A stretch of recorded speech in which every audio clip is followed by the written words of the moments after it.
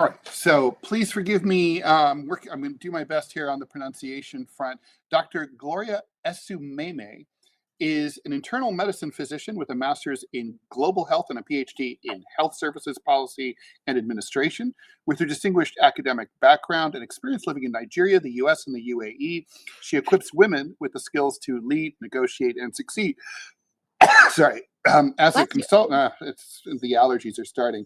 As a consultant, she helps individuals and organizations break barriers, build confidence, and achieve lasting success. Through her podcast, workshops, and keynote speakers, she shares expert insights, practical strategies, and inspiring stories to empower women in every aspect of life.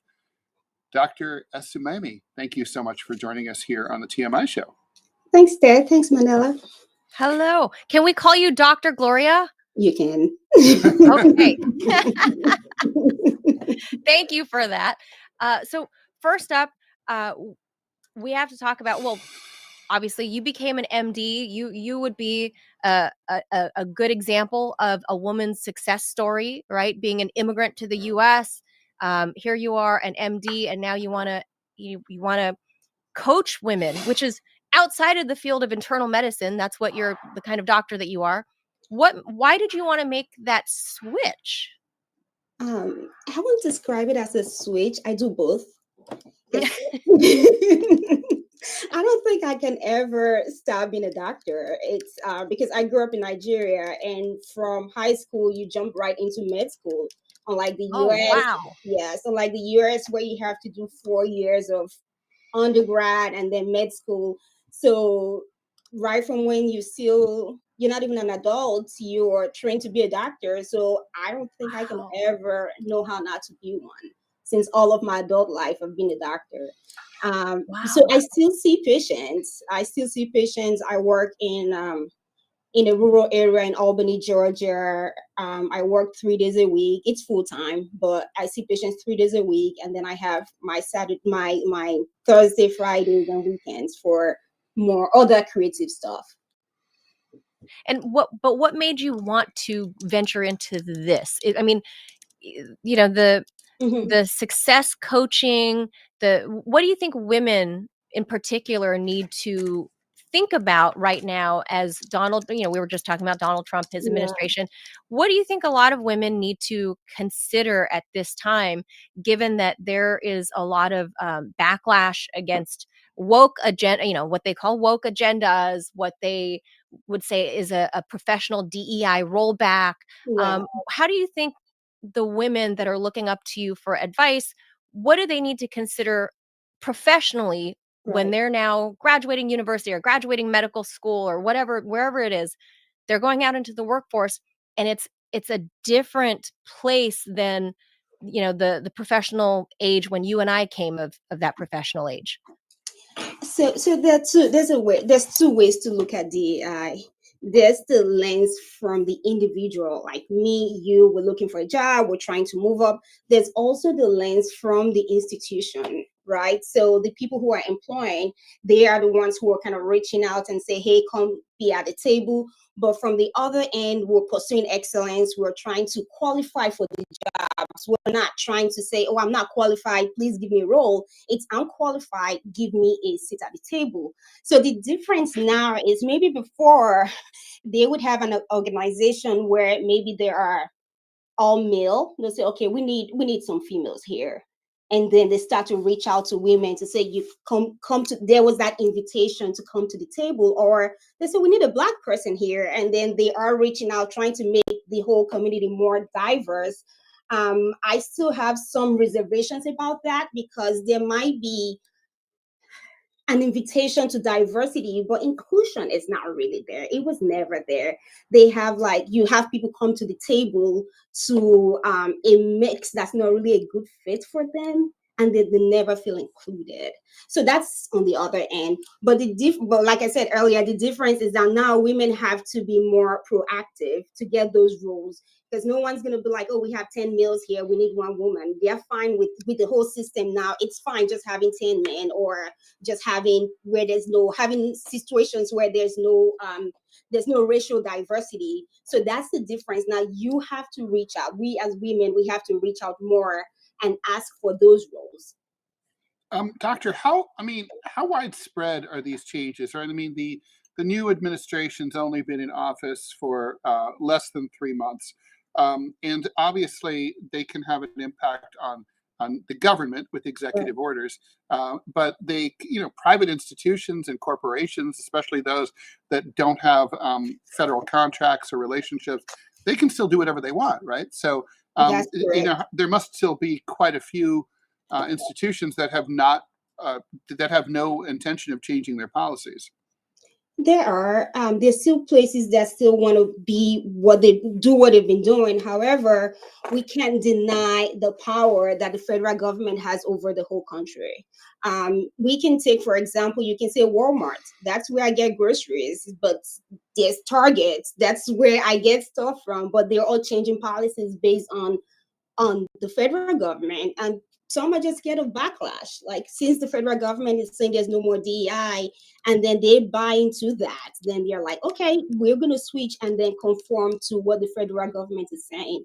So we can't deny the power of the federal government. Yeah, absolutely. I mean, before you came on, one of the top news stories that Ted and I were discussing was the measure led by congresswomen who recently had babies, trying to push for a proxy vote allowance for new moms, and new dads too, but mostly this was for them, new moms. And even though proxy voting technically in the Constitution is not written there, so therefore it defaults to saying you can't do it. The fact that the Constitution was written before women could vote, and Correct. secondarily before Or own women property. be in the office, right? It could be in Congress. Could So even have a credit card, you know. Yeah, my mom couldn't get a credit card until the 7th. oh my Or God, yeah. Just Yeah. everything that women were not allowed to do. So it's not outlined, obviously, in the Constitution, because we weren't part a party of making the Constitution. We weren't considered for it. So I'd happily say that they should push for a constitutional amendment for something like that, to allow for women. I mean, if you're creating life, you're populating this country, populating the earth. There's a decline in births to begin with all around the world, and especially here in the US, that's gonna be a problem. Um, then why, like you said, if the ideas roll down from Capitol Hill, shouldn't we start there as one step to empower women to both have their career and be able to have families? You would think it's a no-brainer, because when women can get pregnant on their own now, but most women do not get pregnant by themselves, so there are men involved in that equation. So you would think that men would be more proactive, in trying to create space for women to thrive professionally. And I agree with you completely. It should start from DC, but it's not. It's starting from there. So that's the issue. But even though there's no more DEI, that does not mean women cannot thrive. That does not mean that's the end, because there are lots of qualified women. You, Manila, you're qualified. I'm qualified. You're not gifted with what you do now. It was something you earned. I wasn't gifted with a medical degree. They didn't say, "Oh, Gloria, you're black, you're female. Oh, go be a doctor." No, that's not what it was. I worked hard, and so have other women, and so have worked, and they're still working hard. But it's just for women to be more proactive and not wait to be told to come to the table. And also, this might be time for women to start their own businesses where they can lead and then create environments for other women to thrive. Yeah, I agree. We're seeing a lot more female owned businesses. I think we saw a lot of it during the pandemic, Yeah. but at the same time, we also saw a lot of at least when it comes to like tech companies that women were the heads of, that there were some fallouts, and then the news media turns it into a cat fight. Meow. Just girls can't run companies, look at them, they're fighting and scratching and clawing each other. But you know, Because men there's never argue. Never. no, when you That's the guys best thing argue, about us. There's never any drama. No when you disagreement. men fight, No it's disagreements. a respectable disagreement. When women at the professional level fight or disagree, it's a cat fight. It's always, you know, it's the stigma is still there for women in business. How do we overcome that? I'm not a big fan of DEI myself either. I know, you know, having been a child of the 80s, I mean, none of this existed in the 80s for me here in the US, right? Well, there was affirmative action, right? I mean, that Now, goes that was back in the to late, the 70s. it worked against me. It worked against me in the 90s, Because Ted, you're Asian.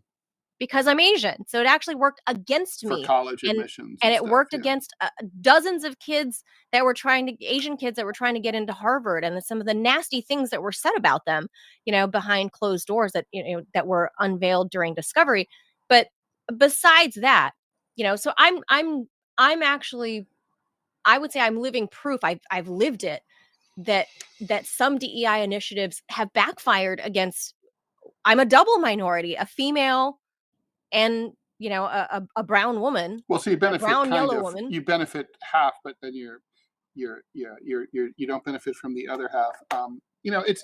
I mean, it's the problem. I think, you know, I think the reason that this got to be so controversial has been just that, you know, there's been an argument that employment and college admissions and so on is not a zero-sum game, but the fact is it is.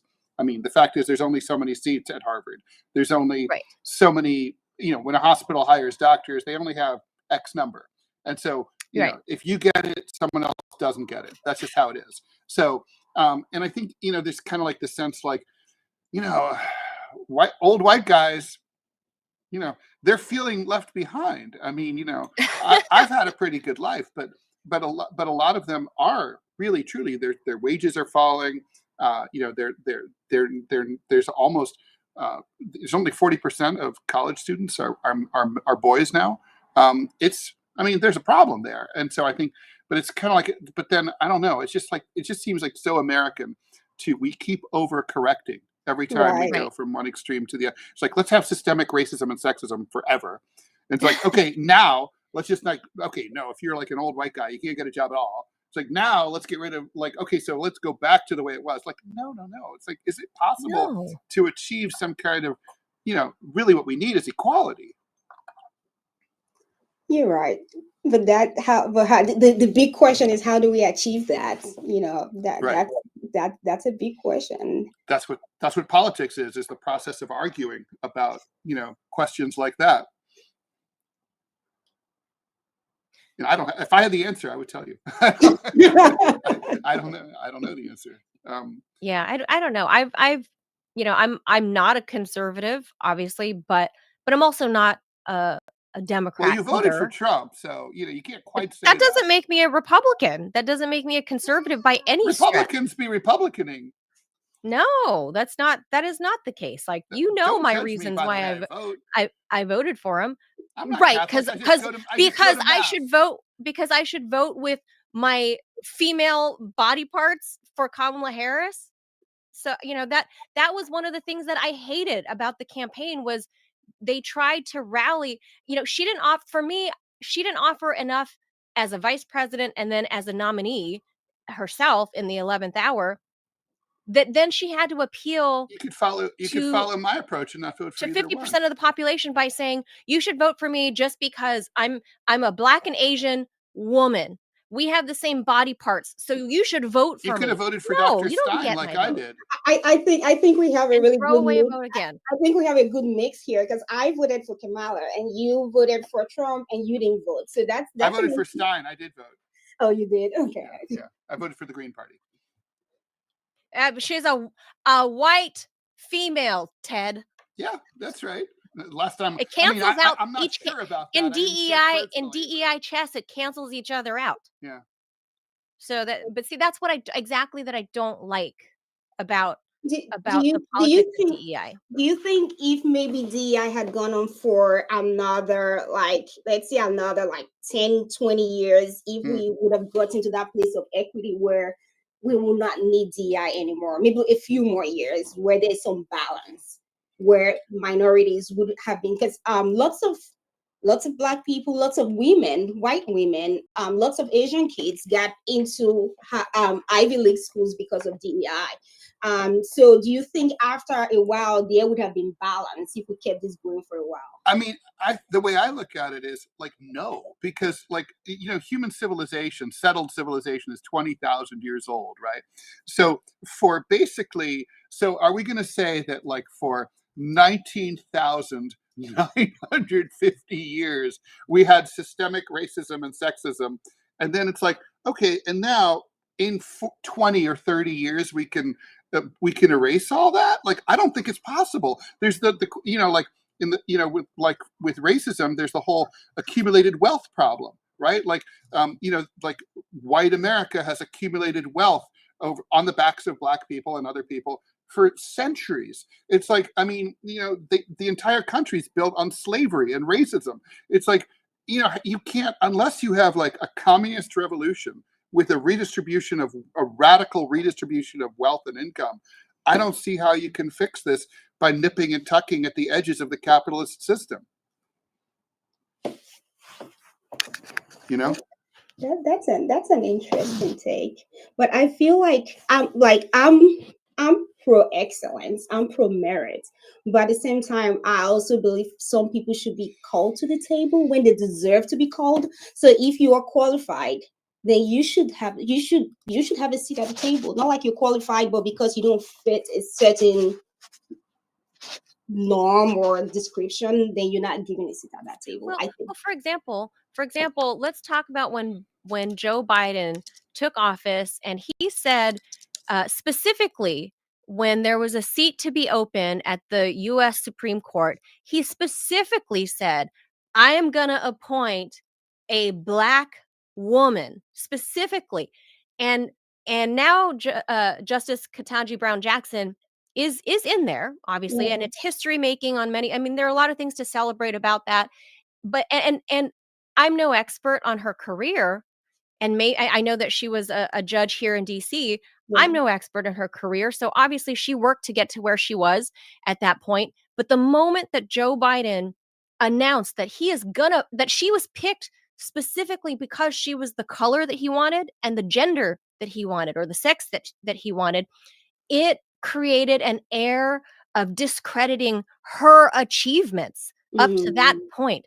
He actually did her a disservice by actually stating publicly that he was going to choose a Black woman. So I feel like I would feel like it was almost slanderous if I was her that he said that ahead of, my nomination, that if he said, "I'm going to pick an Asian woman," and then he's like, "I'm picking Manila Chan." And I'm like, oh my God, now everyone thinks you picked me because you said you want a yellow female. Like that just dissolves and everything I've accomplished in my life. I see what you're saying, because now it's more like, oh, you're Black, you're female, that's why you're here.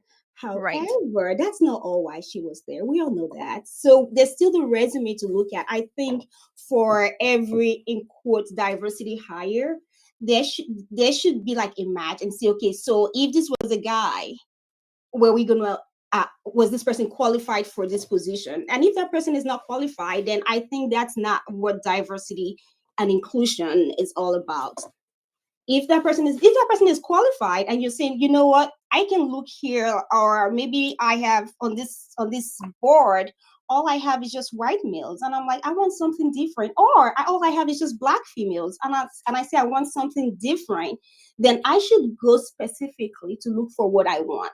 However, it shouldn't be that you're not qualified. Or let's say, for example, like med school. Let's say we have like the cutoff for MCAT, and then because you're Black, then you have a score of 450. Will like come in because if your score matches the requirement, then we can call you in.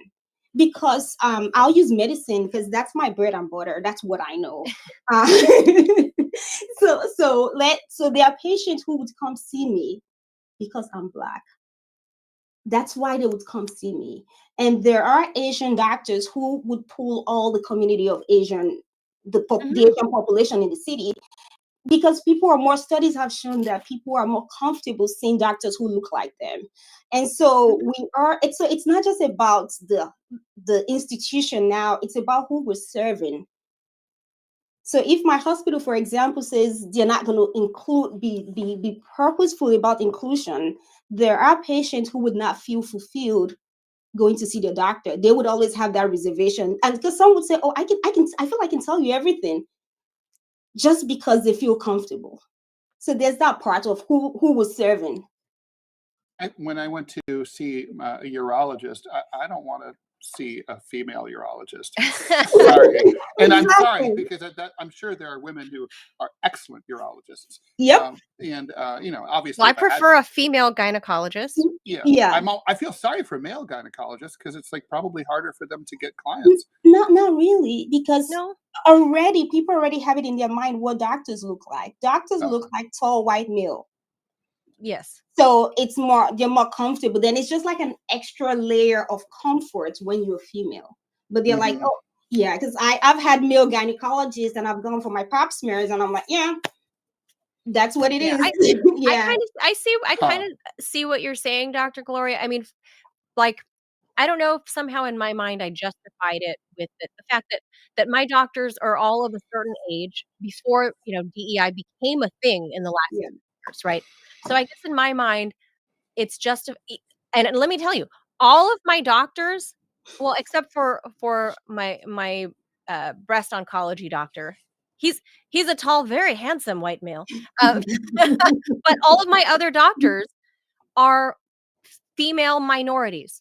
I have a female Black doctor. I have a female Asian doctor. I have a female. That's true for me too. Middle Eastern doctor. That's true for me too. But you would live in Washington. I live in New York. These are very ethnically diverse cities. True. True. But if you live in, like, say, where our producer lives in Montana, maybe not so much. Right. True. Like, for example, my one of my colleagues here, she's Black, and her husband, his primary care doctor just left, and I was telling him, I said, sure, I can be your doctor. He was like, Gloria, I'm not sure. He's Black, I'm Black, but he was like, and the other doctor was white male, and he said, I don't know if I'm comfortable talking to you about all my issues. I'm like, okay, go find a guy. You can go. Because you're a woman. Right. Correct. So that's my point about the diversity. Sometimes it's not just about what we do, it's who we serve. Yeah, I guess especially in the true. Like, for example, I would never want a male therapist. Sorry. I really? tried it. A shrink? Yeah. I mean, because I have mommy issues, and I'm like, so, like, to me, men are like, men just, I can't talk to a man. I just feel like they don't get it. I have to have a female therapist. Have to. You see why we need a mix? My son's the same way. He has to have a therapist. He has to have a female therapist. Yeah, we do need a mix. Yeah. Yeah. I mean, but do you think, Dr. Gloria, without the significant moves in DEI in the workplace in the last 10 years, do you think we would have gotten there naturally on our own as a society, as a civilization, I feel like I remember growing up, in the 80s in Los Angeles, there was a great amount of very obvious racism, telling us to go back where we came from when I was born there. And I used to look at my mom and say, Mom, why is that man driving by? We're on bicycles and a man drives by and says, go back to your country, go back to where you came from. Yeah, I can vouch for that, having lived in California, and I was married to an Asian woman, and I couldn't believe the shit she had to put up with. And I would tell my mom, and that was in front of me. So any guy doing that with her chance, it's much worse if I'm not around, right? So imagine that in the 1980s, Ted, because now you're in the 90s and things have already gotten softer and things have cooled down racially. But I'm talking like 1985. We're less than 10 years out after the fall of Saigon, and people are yelling at a mother and a daughter to go back to where you came from. And I'm like, Mom, but where I'm from here, where can I go back to? Our society has changed.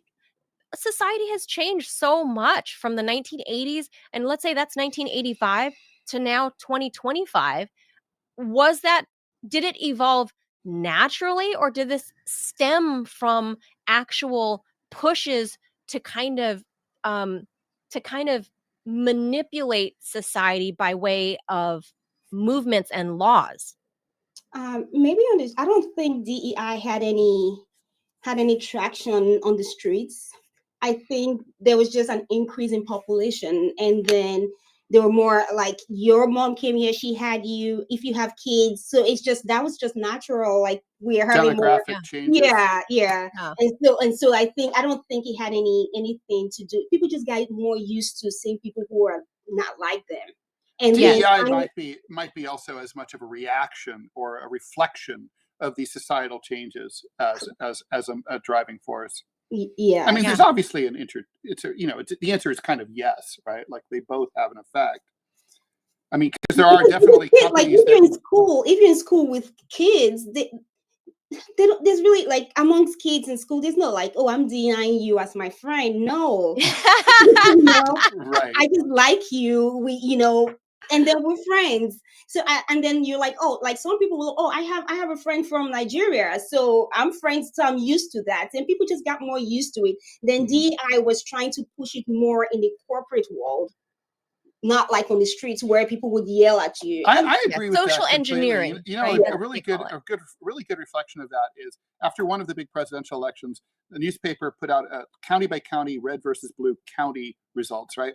And one of the things I noticed is that like liberal counties tend to be like near water, and I'm like, well, what's water? Mhm. Water is a place where there's lots of even lakes, right? Why lakes? It's like also expensive. more travelers. Okay, yeah, it's more Mhm. expensive. But people, if you live on a lake, people come to visit the lake, right? Like Right. tourists come from other places. Right. If you're on a river, people come and they travel up and down. They meet different people. If you're in landlocked areas that are not tourist destinations, There's you're less less likely. exposure. Exactly. And Yeah. when you meet people from other places, one of the things you learn is people are people. They're the same everywhere. But if That's you don't right. meet them, you don't get to know that. Yes, and it's fear. Yeah. Yeah, fear of the unknown. Yeah. Fear Yeah. is the That's absolutely unknown, it. right? That's what it Right. is. It's like, oh, why are you afraid to go into that cave?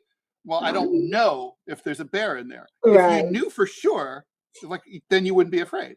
Right. Well, conversely, I could say with my immigrant family and me being the first native born American in my entire family, like on all sides, and I'm the eldest cousin, right? I could tell you that I remember fear of the other Mm-hmm. worked the other way as well. Like my family was terrified of Oh, anybody yeah. that came to the door. Because Right. they're like, they would look out the peephole or the window and see that it's like a white face, a white male. They're like, oh no, cannot open, cannot Like, open. why is They're he like, there? Yeah. they're like terrified. And they were terrified to go through the McDonald's drive-through. They would have me shout the order of what they Yeah. want and translate in real time. So there is a fear of the unknown that goes the other way as Right. well.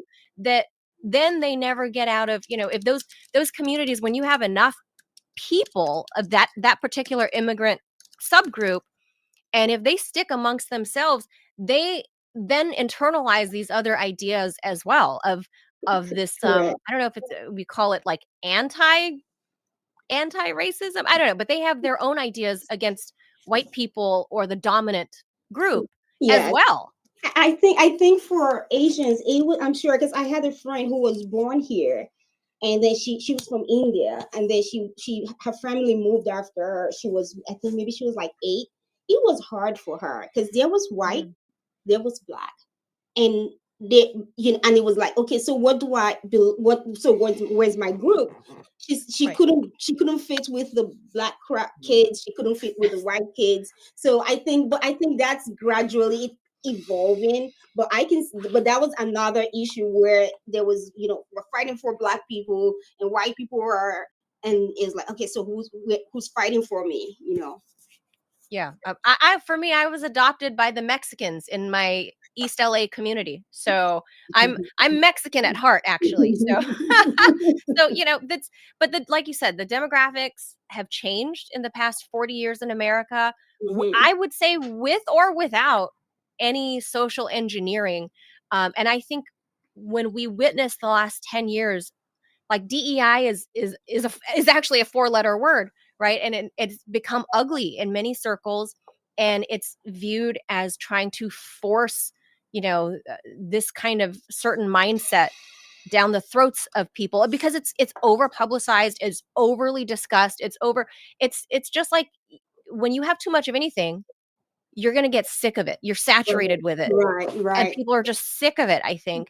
And Okay. now, I don't know, we're swinging in the other direction. All right, Manila, we've got to let Dr. Gloria Oh, we gotta go. She has a hard out. We've already kept her too long. Oh gosh, I didn't know there was a hard out. Thank Dr. Gloria, thank you. Thank you so much for joining us, Dr. Gloria. Dr. Gloria Esoimeme is an internal medicine physician with a master's in global health, I hope I pronounced that correctly, and a PhD in health services policy and administration, with a distinguished academic career and experience living in Nigeria, the US, the UAE. She equips women with the skills to lead, negotiate, and succeed. Thanks so much for coming on the TMI Show. Hope you'll come back. Thank you for having me. For sure, I'll come back. Fun conversation. Thank you, Dr. Gloria. Sorry for keeping you. It's okay. Bye-bye. Bye. Bye.